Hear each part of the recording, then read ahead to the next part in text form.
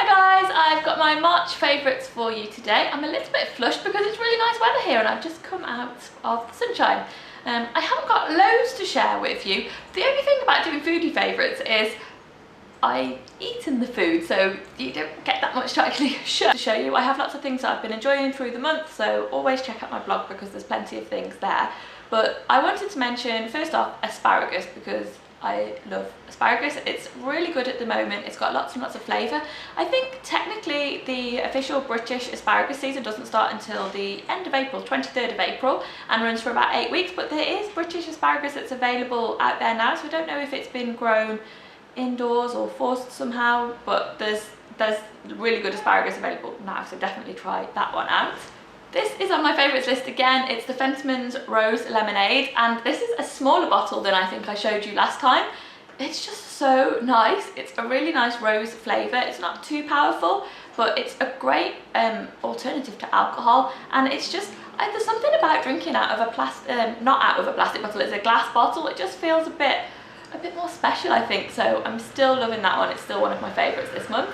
Another thing I've really been enjoying is this Yumu, and it's actually frozen yogurt, and that's not something I've really tried much before. I'm definitely a big ice cream fan, so I didn't really think that frozen yogurt would be for me, but I was wrong. This is really good, and this is, oh, it's upside down. This is just the plain vanilla one, and they do a whole range of flavours, and I'm definitely going to try the other ones out, but the plain vanilla one is nice. It's not the same as ice cream. It has got like the kind of tanginess that you get with yogurt, but it's really creamy and it's really good.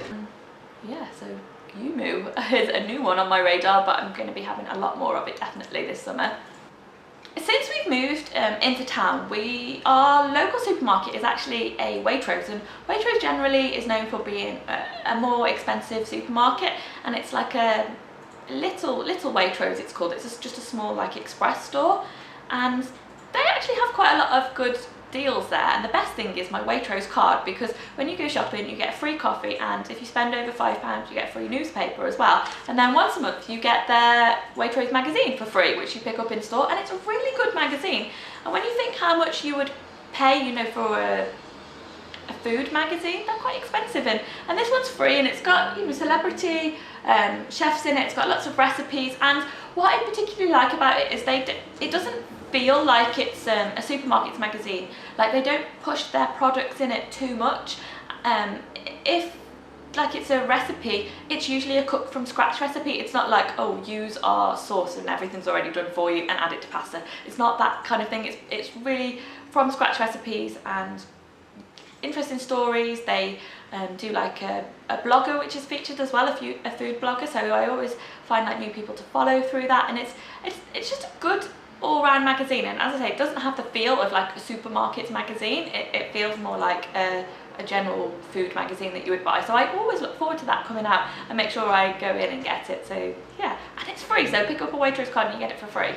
Some more literature for my next favourite is this book from James Wong, and it's The Homegrown Revolution. Now, we don't have a garden, we've got some windowsills, and I'm definitely gonna get my herbs like planted soon. This book is just really interesting for moving away from like the traditional vegetables that you would usually grow. I've marked off a couple of sections that I particularly like. So this one is No Garden, No Problem, and it's a whole thing about growing plants indoors or on window boxes. And the other thing I really like is this recipe pots.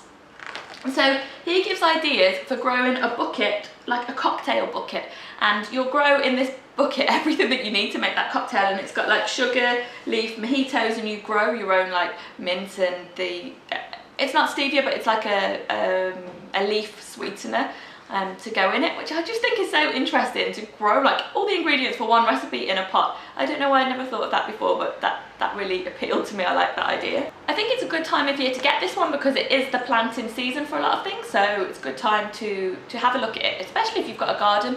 And as I say, it moves away from traditional garden vegetables, like less potatoes and more like cucamelons and exotic fruits, but you can grow them easily at home, and it also makes a case for growing your own saffron, which is something I would really like to try. The last couple of things that I've got aren't strictly foodie products, but they smell like food, which is something I'm really into at the moment. Normally my signature scent would be rose. I usually use like rose hand cream and rose shower gel and everything, but recently I've discovered these from Soap and Glory, and I don't know how the scents actually work with them. They've both got like different names, but they're the almond, oats and brown sugar scent. Irresistible, I think might be the scent for them, but they just smell like almost like a toffee popcorn, and when you get out the shower or the bath, they are just amazing.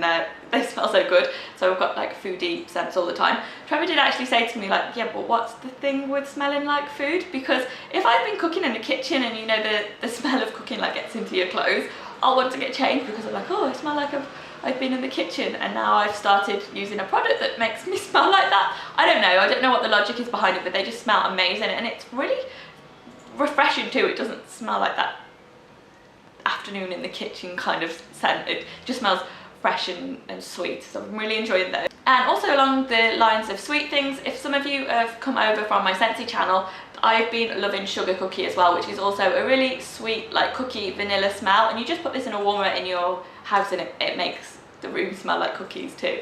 So if I haven't been cooking cookies, then I can still get the scent in my home, which is great.